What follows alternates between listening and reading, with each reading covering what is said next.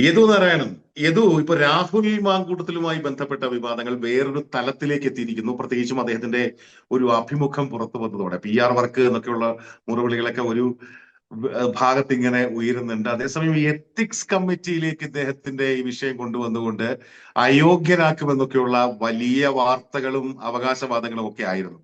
എല്ലാം പൊളിഞ്ഞുകൊണ്ടിരിക്കുകയാണോ? എന്താണ് സംഭവിച്ചുകൊണ്ടിരിക്കുന്നത് രാഹുൽ വിഷയത്തിൽ? അല്ല, എല്ലാം പൊളിയുന്ന കാഴ്ചയല്ലേ ഫിറോസ് കാണുന്നത്? അതായത് എല്ലാ തരത്തിലുള്ള ആരോപണങ്ങളും, രാഹുലിനെതിരായിട്ട് വരുന്ന എല്ലാ തരത്തിലുള്ള അറ്റാക്കുകളും ഒന്നുമല്ലാതായി മാറുന്ന ഒരു കാര്യത്തിലേക്കാണ് പോകുന്നത്. ഇപ്പോൾ രാഹുൽ മാങ്കൂട്ടത്തലിൻ്റെ കാര്യത്തിൽ നോക്കുകയാണെങ്കിൽ ഒരുപാട് സമ്മർദ്ദം ചെലുത്താൻ സാധിച്ചു. രാഹുലിനെ വലിയ സമ്മർദ്ദത്തിലാക്കി, മണ്ഡലത്തിൽ നിന്ന് ഏറെക്കാലം മാറി നിൽക്കേണ്ട അവസ്ഥ വന്നു. അതുപോലെ തന്നെ 18 ദിവസം ജയിലിൽ കിടന്നു. ഇതൊക്കെ ശരിയാണ്. പക്ഷെ ആത്യന്തികമായി രാഹുൽ മാങ്കൂട്ടത്തിൽ ഒരു കുറ്റവാളിയാണ് എന്ന് സ്ഥാപിക്കാൻ, അല്ലെങ്കിൽ രാഹുലിനെതിരായി കോടതികളിൽ നിന്ന് ഏതെങ്കിലും തരത്തിലുള്ള ഒരു നിരീക്ഷണങ്ങൾ പോലും ഇല്ലാത്ത വിധത്തിലേക്കാണ് കാര്യങ്ങൾ പോകുന്നത്. അപ്പോൾ രാഹുലിനെ സംബന്ധിച്ച് എനിക്ക് തോന്നുന്നത് ഇപ്പോൾ തിരിച്ചു വരാനുള്ള ഒരു തുടക്കം എന്ന നിലയിലാണ് 24-ൻ്റെ ചർച്ചയെ നമ്മൾ കാണുന്നത്, അല്ലെങ്കിൽ 24-ലെ ആ ഇൻ്റർവ്യൂവിനെ കാണുന്നത്. അപ്പോൾ ഇതിനുശേഷം ഇനി വലിയൊരു മുന്നേറ്റം രാഹുലിൻ്റെ ഭാഗത്തു നിന്ന് ഉണ്ടാകാനുള്ള സാധ്യതകളുണ്ടെന്നാണ് മനസ്സിലാക്കേണ്ടത്. എന്നാലും ഞാൻ ഫിറോസിനോട് ചോദിക്കുന്ന ഒരു ചോദ്യം, ഈ രാഹുലിൻ്റെ ഇനിയുള്ള നീക്കങ്ങൾ എങ്ങനെയായിരിക്കും എന്നാണ് ഒരു മുതിർന്ന മാധ്യമ പ്രവർത്തകൻ എന്ന നിലയിൽ അങ്ങ് വിലയിരുത്തുന്നത്. എന്തൊക്കെ തരത്തിലുള്ള നീക്കങ്ങൾക്ക് സാധ്യതയുണ്ട്? രാഹുലിന് എന്തൊക്കെ തരത്തിൽ നീങ്ങിയാൽ, എങ്ങനെയൊക്കെ നീങ്ങിയാൽ തിരിച്ചു വരാൻ കഴിയും? അതെ, ശ്രദ്ധിച്ചു നോക്കൂ. ഇത്ര വലിയ വിവാദങ്ങൾ എനിക്ക് തോന്നുന്നു സാധാരണഗതിയിൽ നമ്മൾ ഇങ്ങനെയുള്ള വിവാദങ്ങളൊക്കെ ഉണ്ടാകുമ്പോൾ ഒരുമാതിരിപ്പെട്ട രാഷ്ട്രീയക്കാരൊക്കെ വല്ലാതെ പതറിപ്പോവുകയും വല്ലാതെ പിന്നീട് അവർക്ക് ഇന്നലെ വരെ നടന്ന വഴികളിലൂടെ നടക്കാൻ പറ്റാത്തൊരു സാഹചര്യം ഒക്കെ ഉണ്ടാകും. ഈ രാഷ്ട്രീയക്കാരുടെ കാര്യം പോകട്ടെ, സാധാരണ മനുഷ്യരുടെ കാര്യം എടുത്താൽ പോലും. അതുകൊണ്ടാണ് ഹൈക്കോടതി ഇത്തരത്തിലുള്ള കേസുകളുമായി ബന്ധപ്പെട്ട് പുരുഷൻ വല്ലാത്ത ട്രോമയിലേക്കും ജീവിതം അവസാനിച്ചു പോകുന്ന, ജീവിതം തന്നെ ഇരുളടഞ്ഞു പോകുന്ന അവസ്ഥയിലേക്കുമൊക്കെ മാറുന്നുണ്ട്. അതുകൊണ്ട് അത്തരം കേസുകൾ ഗൗരവതരമായി കാണണമെന്ന് കേരള ഹൈക്കോടതിയും സുപ്രീം കോടതിയും ഒക്കെ പല ഘട്ടങ്ങളിൽ പറഞ്ഞിട്ടുള്ളതിന്റെ കാരണം അത്ര വലിയ ഒരു ബാഡ് ഇമേജ് എന്നോ അല്ലെങ്കിൽ പുറത്തിറങ്ങാൻ പറ്റാത്ത ഒരു അവസ്ഥയാണ് ഇത്തരത്തിലുള്ള കേസുകൾ ഉണ്ടാക്കുന്നത്. സ്ത്രീ പീഡനവുമായി ബന്ധപ്പെട്ട കേസുകൾ ഉണ്ടാക്കുന്നത്. അങ്ങനെയുള്ള ഒരു കേസ് ഉണ്ടാകുമ്പോൾ അതുമായി ബന്ധപ്പെട്ട് അദ്ദേഹത്തിന്റെ ശബ്ദരേഖ തന്നെ പുറത്തു വരുന്നു, ചാനലിൽ പുറത്തു വിടുന്നു. ആ ഘട്ടത്തിലൊക്കെ രാഹുൽ ഏതെങ്കിലും സമയത്ത് പതറിയോ? എനിക്ക് തോന്നുന്നു ആ ശബ്ദരേഖ വന്ന ശേഷം കോൺഗ്രസിൽ നിന്ന് ആ സമയത്ത് പുറത്താക്കുന്നു, അല്ലെങ്കിൽ പാർലമെന്ററി പാർട്ടിയിൽ നിന്ന് പുറത്താക്കുന്നു എന്നൊക്കെയുള്ള തീരുമാനങ്ങൾ വന്ന സമയത്ത് കുറച്ച് ദിവസം അദ്ദേഹം വീട്ടിൽ ഒതുങ്ങിയിരുന്നു എന്ന് തോന്നുന്നു. അത് കഴിഞ്ഞിട്ട് വീണ്ടും പൊതു സമൂഹത്തിൽ നിന്ന് വലിയ തോതിൽ രാഹുലിന് സപ്പോർട്ട് ഉണ്ടാകുന്നു എന്ന് രാഹുൽ മനസ്സിലാക്കുന്നു. രാഹുല് ഒരുപക്ഷെ രാഹുൽ പോലും ഞെട്ടിയിട്ടുണ്ടാവും ഈ പിന്തുണ കണ്ടിട്ട്. എന്താണ്? ഒരുപക്ഷെ രാഹുൽ പോലും ഈ പിന്തുണ കണ്ടിട്ട് ഞെട്ടിയിട്ടുണ്ടാവും, ജനങ്ങളുടെ പിന്തുണ കണ്ടിട്ടേ. സത്യം. രാഹുൽ തന്നെ രാഹുൽ പോലും പ്രതീക്ഷിക്കാത്ത തരത്തിലാണ് ലോകത്തിന്റെ വിവിധയിടങ്ങളിൽ നിന്ന് അദ്ദേഹത്തിന് അനുകൂലമായിട്ട് സോഷ്യൽ മീഡിയയിലൂടെ ആകട്ടെ പല തരത്തിലുള്ള പ്രതികരണങ്ങൾ വന്നത്. അപ്പൊ അതിന്റെ ഒരു കരുത്തിലാണ് അദ്ദേഹം നിയമസഭയിലേക്ക് പോകുന്നത്. നമ്മൾ പല ചാനലുകളുടെയും ഇതുപോലെ രാഹുലിനെതിരെ ഈ അജണ്ടയൊക്കെ സെറ്റ് ചെയ്ത് വെച്ച, അല്ലെങ്കിൽ ഈ കൊട്ടേഷനൊക്കെ എടുത്ത ടീമുകളുടെയൊക്കെ ഏറ്റവും പ്രധാനപ്പെട്ട ഒരാവശ്യം, അറസ്റ്റിന് മുമ്പുള്ള ഒരാവശ്യം, അദ്ദേഹം MLA സ്ഥാനം രാജിവെക്കണമെന്നുള്ളതായിരുന്നു. അതിന് പരമാവധി അവർ ശ്രമിച്ചു. ഈ ചാനലുകളൊക്കെ തന്നെ എത്രയോ പ്രാവശ്യം രാഹുൽ മാങ്കൂട്ടത്തിൽ MLA സ്ഥാനം രാജിവെച്ചു, ഒടുവിൽ നാണം കെട്ട് രാജിന്ന് അടിച്ച് ബ്രേക്കിംഗ് ന്യൂസ് വെച്ചിട്ടുണ്ടാകും. പക്ഷെ അത് ഉപയോഗിക്കാൻ പറ്റിയിട്ടില്ല. ആ സ്ഥാനം അങ്ങനെ തന്നെ വെക്കേണ്ടി വന്നു. അദ്ദേഹം MLA സ്ഥാനം രാജിവെച്ചില്ല. അദ്ദേഹം നിയമസഭയിലേക്ക് പോയി, പിന്നീട് പാലക്കാടേക്ക് പോയി. അദ്ദേഹം പിന്നീട് കൂടുതൽ കരുത്തനായിട്ട് തെളിഞ്ഞ് അല്ലെങ്കിൽ ഞെളിഞ്ഞു നിൽക്കുന്ന കാഴ്ചയാണ് നമ്മളൊക്കെ കണ്ടത്. അതിനുശേഷമാണ് പിന്നീട് അടുത്ത പരാതി വരുന്നു, അല്ലെങ്കിൽ ആദ്യത്തെ പരാതി തന്നെ പിന്നീടാണല്ലോ ആദ്യത്തെ പരാതിക്കാരി നേരിട്ട് വരുന്നത്, അതും ഒരു തെരഞ്ഞെടുപ്പിന് തൊട്ടു മുമ്പ്. ആ സമയത്താണ് പിന്നെ അദ്ദേഹം ഈ ചാനലുകളൊക്കെ ചോദിക്കുന്ന പോലെ അദ്ദേഹം ഒളിവിൽ പോയി. അദ്ദേഹം എവിടെയാണ് ഒളിവിൽ പോയത്? അദ്ദേഹം എനിക്കെതിരെ ജാമ്യമില്ല വകുപ്പ് പ്രകാരമുള്ള കേസ് ഉണ്ടെങ്കിൽ പിന്നെ ഞാൻ നെഞ്ചും പിരിച്ച് പോലീസ് സ്റ്റേഷനിലേക്ക് കയറി ചെല്ലാം, അല്ലെങ്കിൽ കോടതിയിൽ പോയി കീഴടങ്ങാവുന്ന ഏതെങ്കിലും മനുഷ്യൻ, ബുദ്ധിയുള്ള ഏതെങ്കിലും മനുഷ്യൻ പറയോ? ഇല്ല.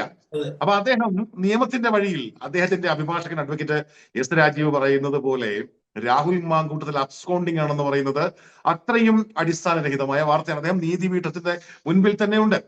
അങ്ങനെ കൃത്യമായ നടപടിക്രമങ്ങളിലൂടെ, വ്യവഹാരങ്ങളിലൂടെ അദ്ദേഹത്തിന് ആ കേസിൽ അദ്ദേഹം ഹൈക്കോടതിയിൽ നിന്നാണല്ലോ ഹൈക്കോടതിയിലേക്ക് പോകുന്നു, നോട്ട് അറസ്റ്റ് കിട്ടുന്നു. അതിന്റെ കോലാഹലങ്ങൾ അങ്ങോട്ട് അവസാനിക്കുന്നതിന് മുമ്പ് രണ്ടാമത്തെ കേസ് വരുന്നു. അത് അട്ടപ്പട്ടലം പൊളിഞ്ഞു പോകുന്നു. അത് പരാതിയിൽ തന്നെ പരാതി തന്നെ കെട്ടിച്ചമച്ചതാണെന്നുള്ള കാര്യങ്ങൾ വരുന്നു. അപ്പൊ അതിനൊക്കെ ശേഷം വീണ്ടും അദ്ദേഹം വോട്ട് ചെയ്യാൻ വരുന്നുണ്ട്. അപ്പോഴൊന്നും അദ്ദേഹം അങ്ങനെ നമ്മൾ പതറി കാണുന്നില്ല. മൂന്നാമത്തെ പരാതി വരുന്നു. മൂന്നാമത്തെ പരാതിയുമായി ബന്ധപ്പെട്ടാണ് അദ്ദേഹം മിന്നൽ വേഗത്തിൽ അറസ്റ്റിലാവുന്നു. രഹസ്യമായിട്ട് അദ്ദേഹം അറസ്റ്റ് ചെയ്തു. രഹസ്യമായിട്ടാണല്ലോ അറസ്റ്റ് ചെയ്തത്. ഇപ്പൊ എന്താ കോടതി പറഞ്ഞു, ജില്ലാ കോടതി, ഹൈക്കോടതിയിലേക്ക് പോയില്ല, ജില്ലാ കോടതി പറയാണ് നടപടിക്രമങ്ങളൊന്നും പാലിക്കാതെ ഒരു ജനപ്രതിനിധിയെ പിടിച്ച് അകത്തിട്ടു എന്ന്. ഇത് ജനങ്ങൾ ഇതെല്ലാം കേട്ടുകൊണ്ടിരിക്കുകയാണല്ലോ. മാധ്യമങ്ങൾ ഈ അത്തരത്തിൽ രാഹുൽ മാങ്കൂട്ടത്തിന് അനുകൂലമായി വരുന്ന പരാമർശങ്ങളോ കാര്യങ്ങളോ ഒന്നും വലിയ ഹെഡ്ലൈൻ ആയിട്ടൊന്നും ഇവിടുത്തെ മുഖ്യധാരാ മാധ്യമങ്ങൾ കൊടുക്കുന്നില്ല.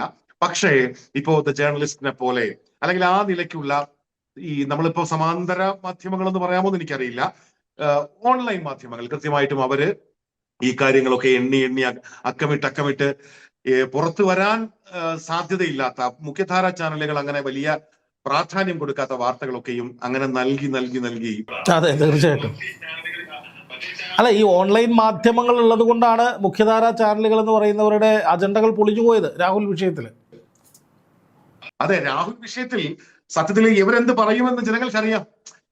ഈ രാഹുൽ വിഷയത്തിൽ എന്താണ് ഈ ചാനലുകൾ എടുക്കാൻ പോകുന്നതെന്ന് ജനങ്ങൾക്കറിയാം. ഈ ജനങ്ങൾ എന്ന് പറയുന്നത് നമ്മൾ വിചാരിക്കുന്ന ഈ മുഖ്യധാരാ മാധ്യമങ്ങളിൽ ഇരിക്കുന്ന കോട്ടിട്ട ജേർണലിസ്റ്റുകളുടെ പ്രശ്നം അവരാണ് ഏറ്റവും വലിയ ബുദ്ധിമാന്മാർ എന്നാണ് അവർ വിചാരിക്കുന്നത്. പക്ഷെ അങ്ങനെയല്ല. ഇത്തരം വിഷയങ്ങളിൽ അവരെക്കാൾ സെൻസും അവരെക്കാൾ നിയമപരിജ്ഞാനവും പലപ്പോഴും, അല്ലെങ്കിൽ അവരെക്കാൾ ഈ കാര്യങ്ങളിൽ അവബോധവും ഒക്കെ ഉള്ളവരാണ് ഈ സാധാരണ മനുഷ്യർ. അവരാണ് ഈ വാർത്ത കാണുന്ന നമ്മുടെ കേരളത്തിന്റെ പൊതുസമൂഹം. അത് അമ്മമാരാകട്ടെ, അത് സ്ത്രീകളുടെ ഇടയിലുള്ള സ്ത്രീകളാകട്ടെ, അല്ലെങ്കിൽ സാധാരണ മനുഷ്യരാകട്ടെ, ഇപ്പൊ തൊഴിലാളി വർഗത്തിൽപ്പെട്ടവരാകട്ടെ, വാർത്ത കാണുന്നുണ്ടെങ്കിൽ അവർക്ക് അത്രയും ധാരണയുമുള്ള മനുഷ്യരായിരിക്കും. ഇല്ലാത്ത ആരും വാർത്ത കാണാനിരിക്കില്ല, വല്ല സീരിയലും കാണാൻ പോകത്തുള്ളൂ. അപ്പൊ അങ്ങനെയുള്ള ആൾക്കാർക്ക് ഇതിനെപ്പറ്റിയൊക്കെ കൃത്യമായ ധാരണയുണ്ട്. ഈ ചാനൽ വെച്ചാൽ ആ ചാനൽ എന്ത് പറയും എന്നവർക്ക് ഒരു ധാരണയുണ്ട്. അപ്പൊ അതൊക്കെ കൊണ്ട് മുഖ്യധാരാ മാധ്യമങ്ങൾ ഇതിൽ പറയുന്ന കാര്യങ്ങൾ, അല്ലെങ്കിൽ ഈ സാറ്റലൈറ്റ് ചാനലുകളോ പത്രങ്ങളോ പറയുന്ന കാര്യങ്ങളൊന്നും വലിയ തോതിൽ ആളുകൾ വിശ്വാസം എടുക്കുന്നുമില്ല. അവർക്ക് കൃത്യമായിട്ട് അവർക്ക് തന്നെ അവരുടെ അഭിപ്രായം പറയാനുള്ള പ്ലാറ്റ്ഫോമുകൾ പല ഓൺലൈൻ ചാനലുകളും ഒരുക്കി. അങ്ങനെയൊക്കെയാണ് രാഹുൽ മാങ്കൂട്ടത്തിന് അനുകൂലമായി ഈ ജനവികാരത്തിന് കൂടുതൽ ശക്തി ഉണ്ടാകുന്നത്. നമ്മുടെ സോഷ്യൽ മീഡിയയുടെ ശക്തി എന്ന് പറഞ്ഞാൽ നമുക്ക് അത് ഇപ്പൊ ഒരു 100 സാറ്റലൈറ്റ് ചാനലിനും അപ്പുറമാണല്ലോ. അവർ നേരിട്ട് ഇടപെടുന്ന ഒരു ഇടമാണല്ലോ. അവർ കമന്റ് ചെയ്യുന്നു, അവർ ചിലപ്പോൾ അവരുടെ വോയിസുകൾ അയച്ചു കൊടുക്കുന്നു, അല്ലെങ്കിൽ അവർ ഫോൺ ചെയ്ത് അവരുടെ വോയിസ് റെക്കോർഡുകൾ കേൾപ്പിക്കുന്നു. അങ്ങനെയൊക്കെ അതൊരു വല്ലാത്തൊരു മാസ് മീഡിയ നമ്മൾ പറയാറുണ്ട്. അതിനപ്പുറത്തൊരു മാസായിട്ട് സോഷ്യൽ മീഡിയ മാറിയിട്ടുണ്ട്. അപ്പൊ അതിന്റെയൊക്കെ ഏറ്റവും വലിയ ഒരു പ്രയോജനം ഗുണഭോക്താവായിട്ട് രാഹുൽ മാങ്കൂട്ടത്തിൽ മാറുകയും, ഇപ്പോഴത്തെ അവസ്ഥ എന്താണ്? ഞാൻ പറഞ്ഞത് രാഹുൽ മാങ്കൂട്ടത്തിലുമായി ബന്ധപ്പെട്ട ഇപ്പോഴത്തെ അതിനൊരു സ്റ്റേറ്റസ് ഞാൻ പറഞ്ഞു കഴിഞ്ഞാൽ അത് എതിർക്കുമോ എന്ന് എനിക്കറിയില്ല. ഞാൻ വിചാരിക്കുന്നത് ഈ പരാതികളും ഈ കേസുകളും ഒക്കെ വരുന്നതിന് മുമ്പ് രാഹുൽ മാങ്കൂട്ടത്തിൽ കേരളത്തിലെ അറിയപ്പെടുന്ന ഒരു യുവജന നേതാവ്, അതായത് യൂത്ത് കോൺഗ്രസിന്റെ സംസ്ഥാന പ്രസിഡന്റ്, ഒപ്പം പാലക്കാട്ടെ MLA, ആ നിലയ്ക്ക് രാഹുൽ മാങ്കൂട്ടത്തിൽ അതിനപ്പുറം ആയിരുന്നില്ല. രാഹുൽ മാങ്കൂട്ടത്തിന് ലോകത്തെല്ലാ മനുഷ്യർക്കും അറിയാമായിരുന്നു എന്ന് ചോദിച്ചാൽ എനിക്ക് സംശയമുണ്ട്. ഇപ്പൊ മമ്മൂട്ടിയെ അറിയാവുന്ന പോലെയോ മോഹൻലാലിനെ അറിയാവുന്ന പോലെയോ ഒന്നും അല്ലെങ്കിൽ ടൊവിനോയെ അറിയാവുന്ന പോലെയോ ഒക്കെ രാഹുൽ മാങ്കൂട്ടത്തിനെ അറിയാമായിരുന്നു എന്ന് ചോദിച്ചാൽ എനിക്ക് സംശയമുണ്ട്. അദ്ദേഹത്തെ വാർത്ത കൃത്യമായിട്ട് നിരീക്ഷിക്കുന്ന ആളുകൾക്കൊക്കെ മാത്രമാണ് രാഹുൽ മാങ്കൂട്ടത്തിൽ എന്ന് പറഞ്ഞാൽ ആരാണെന്ന് അറിയാവുന്നത്. ഇപ്പോഴത്തെ അവസ്ഥ എന്താണ്? ലോകത്തെ എല്ലാ മനുഷ്യർക്കും അറിയാവുന്ന തരത്തിലേക്ക് ഒരു സിനിമാ താരത്തിന്റെ സെലിബ്രിറ്റി സ്റ്റേറ്റസിലേക്ക് രാഹുൽ മാങ്കൂട്ടത്തിൽ ഉയർന്നു. ഷാഫി പറമ്പിലിനെയും വെട്ടിക്കൊണ്ട്, അല്ലെങ്കിൽ ഷാഫി പറമ്പിലിനും അപ്പുറത്തേക്കുള്ള ഒരു ജനസമിതി അദ്ദേഹത്തിന് ഉണ്ടാക്കിക്കൊടുക്കുന്നത്. അല്ല, ഇപ്പോഴും ഈ രാഹുൽ പെണ്ണുപിടിയനാണ്, കോഴിയാണ്. ഇപ്പൊ ഇന്നലെ ഷഹനാസ്, അതുപോലെ കുറെ ആളുകൾ വന്നിരുന്നല്ലോ. രാഹുൽ ഇപ്പോൾ ജസ്ലാം ആടശ്ശേരിക്ക് രാഹുലിന്റെ ചാറ്റ് പുറത്തു വിടുന്നു. ഇവരൊക്കെ രാഹുൽ പെണ്ണുപിടിയനാണ്, കോഴിയാണ്, സ്ത്രീപീഡകനാണ്, ഗർഭം കലക്കിയാണ് എന്നൊക്കെയാണ് ആവർത്തിച്ചുകൊണ്ടിരിക്കുന്നത് ഈ ഒരു വിഭാഗം ആളുകൾ. പിന്നെ CPM സൈബർ വിങ് ഉണ്ട്, BJP-ക്കാരുണ്ട്. അപ്പൊ ഈ ഒരു സാഹചര്യത്തിൽ ഇവരെന്തുകൊണ്ടാണ് ഇപ്പോഴും ഇങ്ങനെ ഈ പരാതികളുടെ മാത്രം അടിസ്ഥാനത്തിൽ ഒരാളെ ഇത്തരത്തിൽ ഫ്രെയിം ചെയ്ത്, അല്ലെങ്കിൽ ഇങ്ങനെ ഇയാൾ കുറ്റവാളിയാണ് എന്ന നിലയിൽ കോടതികൾ വിധി പറഞ്ഞു എന്ന നിലയിലൊക്കെ ഇവർ സംസാരിക്കുന്നത് എന്താണ്? അതാണ് ഇപ്പൊ നമ്മുടെ സമൂഹത്തിന്റെ നമ്മുടെ സമൂഹത്തിന്റെ ഇപ്പൊ നിലവിലുള്ള അല്ല, നമ്മുടെ സമൂഹത്തിന്റെ പൊതുവായ ഒരു രീതിയുണ്ട്. ഒരാളിനെ അകാരണമായി വേട്ടയാടുന്നു, അല്ലെങ്കിൽ കുറെ ആളുകൾ കൂടി നിന്ന് ഒരാളിനെ ഇങ്ങനെ വേട്ടയാടുന്നു. എന്നാൽ അയാളാണെങ്കിൽ ഒന്നും മിണ്ടുന്നുമില്ല. അയാൾ പറയാനുള്ള കാര്യങ്ങൾ മാത്രം പറയുന്നു. അതും ഇപ്പോ ഈ ഒരു അഭിമുഖം മാത്രമാണല്ലോ. ഇപ്പൊ ജയിലിൽ നിന്ന് 18 ദിവസം സംസ്ഥാന സർക്കാരിന്റെ പകപോക്കൽ പോലെ സംസ്ഥാന സർക്കാർ പിടിച്ച് ജയിലിലിട്ടു എന്ന് ജനങ്ങൾ വിശ്വസിക്കുന്ന, കോടതി പോലും അങ്ങനെ നിരീക്ഷിക്കുന്ന ഒരു കേസില് അല്ലെങ്കിൽ അങ്ങനെ ഒരു 18 ദിവസം ജയിലിൽ പോയിട്ട് ഒരു മനുഷ്യൻ ഇറങ്ങി വന്ന് നിൽക്കുകയാണ്. അയാൾ ഒരു MLA ആണ്. MLA ആണെന്ന് വെച്ചാൽ ഒരു നമ്മുടെ 140 അംഗങ്ങളുള്ള ഒരു നിയമനിർമ്മാണ സഭയിലെ ഒരു അംഗമാണ്. അത് ചെറിയ പ്രിവിലേജ് അല്ല അയാൾക്ക്. അങ്ങനെ അത്രയും പ്രിവിലേജ് ഉള്ള ഒരാൾ ഒരു മണ്ഡലത്തിൽ നിന്ന് ചരിത്ര ഭൂരിപക്ഷത്തിൽ വിജയിച്ച കേരളത്തിലെ ഏറ്റവും പ്രബലമായ ഒരു രാഷ്ട്രീയ പ്രസ്ഥാനത്തിന്റെ യുവജന വിഭാഗത്തിന്റെ പ്രസിഡന്റ് ആയിരുന്നയാൾ. ചെറിയ പവറല്ല, വരാനിരിക്കുന്ന മിനിസ്ട്രിയിലായാലും മന്ത്രിയാകേണ്ട ആളാണ്. ഏറ്റവും പ്രധാനപ്പെട്ട ഒരു വകുപ്പ് കൈകാര്യം ചെയ്യേണ്ട ഒരു ചെറുപ്പക്കാരനാണ്. ആ ചെറുപ്പക്കാരനെ അയാൾ പക്ഷെ വലിയ അവകാശവാദങ്ങൾക്കൊന്നും പോകുന്നില്ലല്ലോ. അയാൾ ആരെങ്കിലും വെല്ലുവിളിക്കാൻ പോകുന്നുണ്ടോ? അയാൾ ആ കഴിഞ്ഞ ദിവസത്തെ അഭിമുഖം തന്നെ ഏതോ ഒന്നും കൂടി നമ്മൾ വേറൊരു ആംഗിളിൽ അത് കണ്ടു നോക്കുമ്പോൾ വളരെ വളരെ സാത്വികനായി, വളരെ വളരെ എനിക്ക് വേണ്ടി സംസാരിക്കാൻ ആരുമില്ല, ഞാൻ മാത്രമേ ഉള്ളൂ കേട്ടോ. ഹാഷ്മി ചോദിച്ചോളൂ, ഹാഷ്മി എന്നെ സംസാരിക്കാൻ കുറച്ച് അനുവദിക്കണം, ഞാൻ ആദ്യമായി സംസാരിച്ച് തുടങ്ങുമ്പോഴെങ്കിലും എനിക്ക് സംസാരിക്കണം. ഹാഷ്മി ഇവിടെ കാലൊക്കെ കയറ്റി വെച്ച് വലിയ സ്റ്റൈലിൽ ഇരിക്കുകയാണ്. ആ ഹാഷ്മി എന്ന് പറയുന്ന മാധ്യമപ്രവർത്തകന്റെ മുന്നിൽ പോലും അത്രയും വിനയാന്വിതനായിരുന്നു കൊണ്ട് ഓരോ ചോദ്യങ്ങൾക്കും മറുപടി പറയുന്നു. ആരെയെങ്കിലും കുറ്റപ്പെടുത്തിയോ? ഇത് ശ്രദ്ധിച്ചു നോക്കി, ആരെയെങ്കിലും കുറ്റപ്പെടുത്തിയോ? ഒരാളെയും കുറ്റപ്പെടുത്താതെ ഈ പറയപ്പെടുന്ന ഇപ്പോ ഏതു പറഞ്ഞ പേരുകളുണ്ടല്ലോ, ഷഹനാസ് ആകട്ടെ, റിനി ആകട്ടെ, ഇവരുടെയൊക്കെ പേരെടുത്തു വെച്ച് എത്ര ബഹുമാനത്തോടെ അയാൾ സംസാരിക്കുന്നു.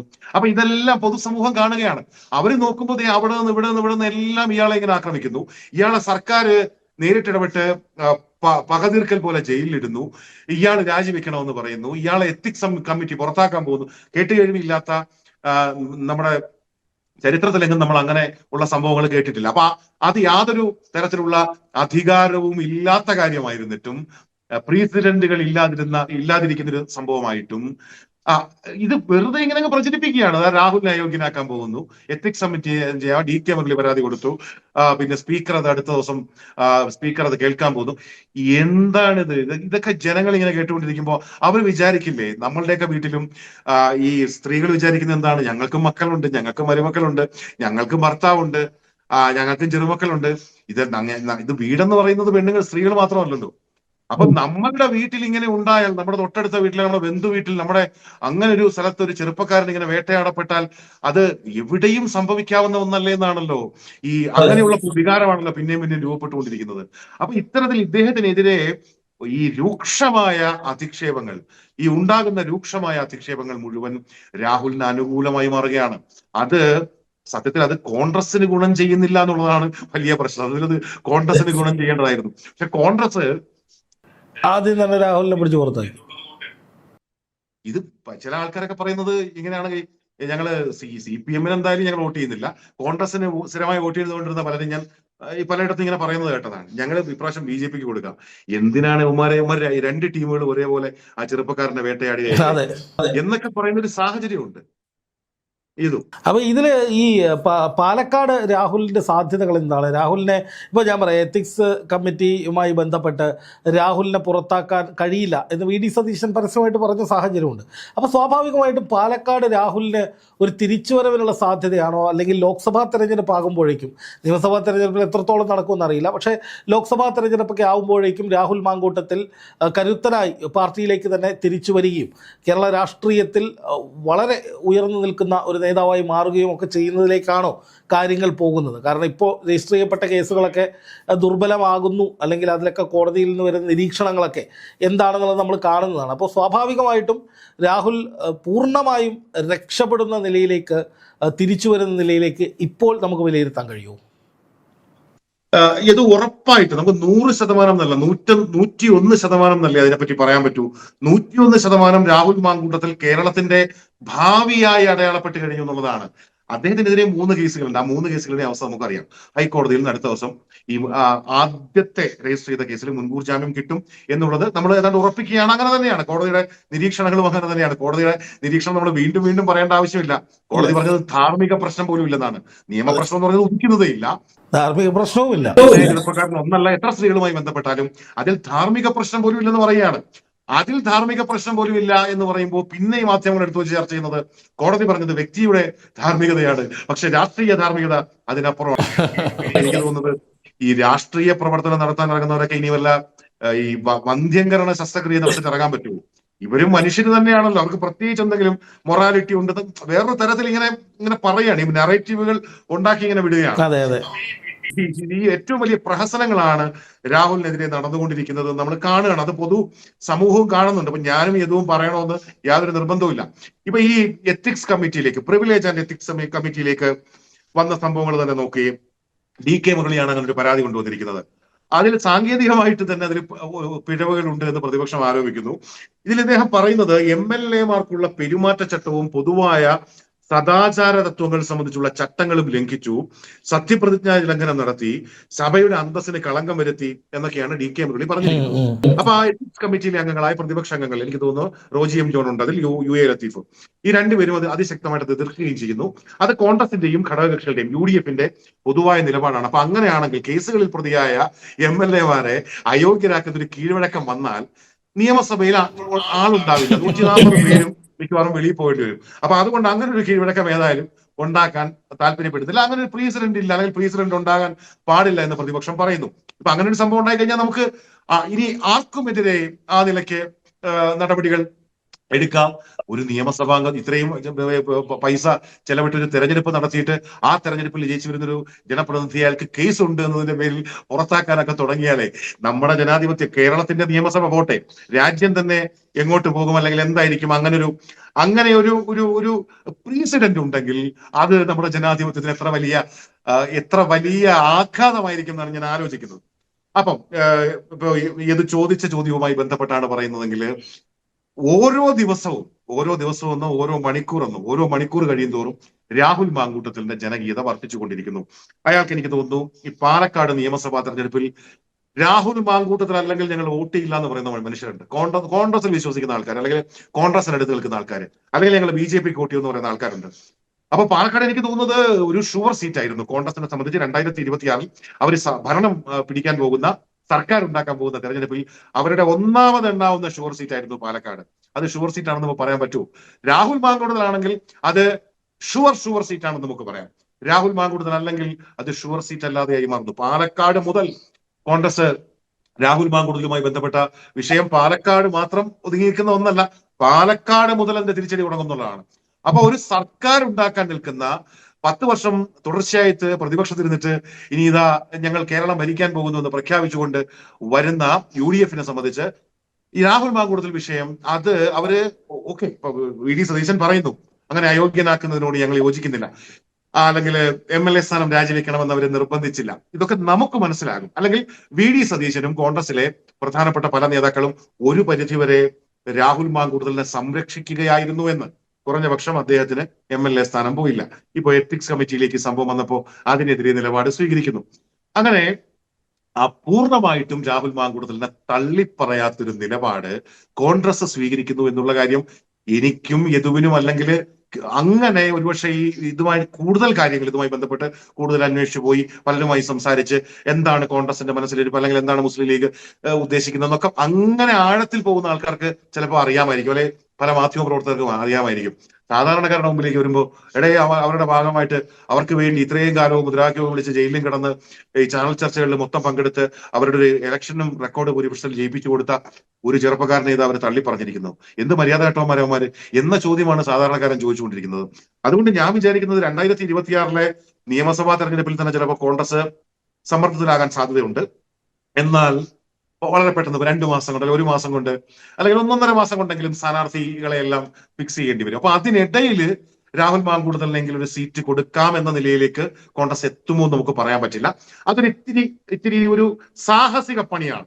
ആ സാഹസിക പണിക്കുള്ള ധൈര്യം കോൺഗ്രസിന് ഉണ്ടാവുമോ എന്ന് അറിയില്ല. പക്ഷേ രാഹുൽ പറഞ്ഞൊരു കാര്യമുണ്ടല്ലോ, നമ്മൾ പലപ്പോഴും BJP-യിലേക്ക് രാഹുൽ പോകുമോ, അല്ലെങ്കിൽ CPM-ലേക്ക് പോകുമോ, അങ്ങനെയുള്ള ഊഹാപോഹങ്ങൾക്കൊക്കെയും രാഹുൽ കൃത്യമായിട്ടും കഴിഞ്ഞ ദിവസത്തെ ആഭിമുഖ്യത്തിലും അതിന് വിരാമം ഇടുന്നുണ്ട്. കോൺഗ്രസ് എന്നെ പുറത്താക്കിയാലും ഞാൻ എന്റെ മനസ്സിൽ നിന്ന് എനിക്ക് കോൺഗ്രസിനെ എന്റെ മനസ്സിൽ നിന്ന് കളയാൻ പറ്റില്ല എന്ന് രാഹുൽ പറയുന്നിടത്ത് ചിലപ്പോ 1-2 വർഷം കൂടി ഈ തെരഞ്ഞെടുപ്പിൽ ചിലപ്പോൾ മത്സരിക്കാൻ സാഹചര്യം കിട്ടിയില്ലെങ്കിൽ പോലും, ഇത് പറഞ്ഞതുപോലെ ലോക്സഭാ തെരഞ്ഞെടുപ്പ് വരികയല്ലേ, ഓരോരുത്തരുടെയും കളി എങ്ങനെയാണെങ്കിൽ തലവര എങ്ങനെയൊക്കെയാണെന്ന് ആ നിലയ്ക്കും ചിലപ്പോൾ നമുക്ക് പറയാൻ പറ്റില്ലല്ലോ. ചിലപ്പോൾ അദ്ദേഹത്തിന് ഡൽഹിയിൽ പോയിട്ട് ആ നിലയ്ക്ക് അവിടുത്തെ ദേശീയ രാഷ്ട്രീയത്തിൽ സജീവമായി ഒരുപക്ഷെ കൂടുതൽ കരുത്തനായിട്ട് വരുന്ന 35 വയസ്സല്ലേ ഉള്ളൂ, വരുന്ന നാളുകളിൽ എത്രയോ പവർഫുൾ ആയിട്ട് നിൽക്കാനുള്ള എന്തെല്ലാം വഴികളാണ് അയാളുടെ മുമ്പിൽ തുറന്നു അപ്പോൾ കിടക്കുന്നത്. തീർച്ചയായിട്ടും രാഹുൽ മാങ്കൂട്ടത്തിൽ അതിശക്തനായി തിരിച്ചു വരും, ഭാവിയിൽ അത് നമ്മൾ കാണുമെന്നാണ് പറയുന്നത്. അതിശക്തനായി തിരിച്ചു വന്നു കഴിഞ്ഞു. അയാൾ ഗ്രൗണ്ടിലുണ്ട് ഇപ്പോ, അയാൾ തിരിച്ചു വന്നു കഴിഞ്ഞു. ഇനി ഞാൻ ചോദിക്കട്ടെ, ഈ 3 പരാതികൾ വന്നല്ലോ, ഇനി ഒരു 5 പരാതിയും കൂടെ വരുന്നു തന്നെ സങ്കല്പിക്കുക. ഈ 3 പരാതി തന്നെ ഏതാണ്ട് ചീറ്റിപ്പോയി. ഇനി ഒന്നാമത്തെ കാര്യം, അതിന്റെ ഒരു സൈക്കോളജി വെച്ചിട്ട് എനിക്ക് തോന്നുന്നത് പരാതികൾ അങ്ങനെ അത്രയും ഗൗരവപ്പെട്ട കാര്യങ്ങൾ അല്ലെങ്കിൽ പരാതികൾ വരാൻ ഉള്ള സാധ്യത തന്നെ കുറഞ്ഞു. 2, ഇനി പരാതി വരുമ്പോ പോലും ഈ പരാതികൾ തന്നെ കെട്ടിച്ചമച്ചതാണോ എന്ന് പൊതുസമൂഹം സംശയിക്കുന്നുണ്ട്. 2ാമത്തെ പരാതിയെക്കുറിച്ച് കോടതി മുൻകൂർ ജാമ്യം നൽകിക്കൊണ്ട് സംശയം പ്രകടിപ്പിച്ചു. 3ാമത്തെ പരാതിയുമായി ബന്ധപ്പെട്ട് നടപടിക്രമങ്ങളിലെ വീഴ്ചയടക്കമുള്ള കാര്യങ്ങൾ, അതുപോലെ അതിൽ ബലാത്സംഗം നടന്നു എന്നതിന് 1ാമത്തെയും പരാതിയിൽ ജില്ലാ കോടതികൾ തന്നെ പറയുന്നു അതിൽ ബലാത്സംഗം നടന്നു എന്ന് കൃത്യമായ തെളിവുകളുടെ കുറവുണ്ട്, അല്ലെങ്കിൽ അങ്ങനെ പറയാൻ കഴിയുന്നില്ല. അതായത് രാഹുലിനെതിരെ വന്ന കേസുകളൊക്കെയും കെട്ടിച്ചമച്ചതാണ് എന്ന് നീതിപീഠങ്ങൾ പ്രാഥമികമായ വിശകലനത്തിൽ പറയുകയാണ്. പ്രാഥമികമായ വിശകലനം എന്ന് പറഞ്ഞാൽ ചെറിയൊരു പ്രാഥമികമായ വിശകലനമല്ല. അന്വേഷണ സംഘം ഈ വകുപ്പുകൾ ഇടുമ്പോൾ ഈ വകുപ്പുകൾക്കനുസരിച്ച് ഈ വകുപ്പുകളെ അട്രാക്ട് ചെയ്യുന്ന തെളിവുകളും കോടതി കൊണ്ടുപോകണമല്ലോ. അങ്ങനെ കൊണ്ടുപോയ തെളിവുകൾ പോലും കോടതി തള്ളിക്കളഞ്ഞിട്ടുണ്ട് എങ്കിൽ ഇനി അങ്ങോട്ട് അറിയാമല്ലോ ഇത്തരത്തിലുള്ള കേസുകൾ, മുൻകൂർ ജാമ്യം കിട്ടിയ കേസുകളൊക്കെ എങ്ങനെയാണ് അതിന്റെ വിചാരണയൊക്കെ മുന്നോട്ട് പോവുക എന്നുള്ളത് നമ്മുടെയൊക്കെ മുമ്പിലുണ്ട്. അപ്പൊ അതുകൊണ്ട് തന്നെ അത്തരത്തിലാണ് ആ കാര്യങ്ങൾ പോകുന്നത് എന്നുള്ളത് കൊണ്ട് ഹീസ് ഓൺ ദ ഗ്രൗണ്ട്, അയാള് ഗ്രൗണ്ടിലുണ്ട്, അയാള് കൃത്യമായിട്ട് അയാളുടെ പണി എടുത്തുകൊണ്ടിരിക്കുന്നു ഇപ്പോഴും. അപ്പൊ അതുകൊണ്ട് അയാൾക്ക് എന്തെങ്കിലും സംഭവിച്ചു എന്ന് വെച്ചാൽ അയാൾക്ക് ആകെ ഈ വിവാദങ്ങൾ കൊണ്ട് വേണമെങ്കിൽ 18 ദിവസം സ്വസ്ഥമായിട്ട് ജയിലിലിരുന്ന് കുറെ കാര്യങ്ങളൊക്കെ പ്ലാൻ ചെയ്യാനുള്ള സമയം കിട്ടി. 2ാമത്തെ കാര്യം എന്ന് പറയുന്നത് അയാളുടെ ജനസമ്മിതി 10 മടങ്ങായോ 100 മടങ്ങായോ വർദ്ധിച്ചു. അയാളെ അറിയാത്ത ഒരു മനുഷ്യരും ഇല്ലാത്ത വണ്ണം ലോകത്ത് ഒരു മലയാള സിനിമാ താരത്തിന്റെ സെലിബ്രിറ്റി സ്റ്റേറ്റസിലേക്ക് രാഹുൽ മാങ്കൂട്ടത്തിൽ വളർന്നു കയറി എന്നുള്ളതാണ് ഈ വിവാദങ്ങളുടെയൊക്കെ ആകെ തുകയായിട്ട് അതിന്റെ ഒരു എൻഡ് റിസൾട്ട് ആയിട്ട് നോക്കുമ്പോൾ പ്രാഥമികമായിട്ട് നമുക്ക് കാണാൻ പറ്റുന്നത്. അയാൾക്ക് എന്തെങ്കിലും സംഭവിച്ചു എന്ന് നമുക്ക് പറയാനേ പറ്റുന്നില്ല.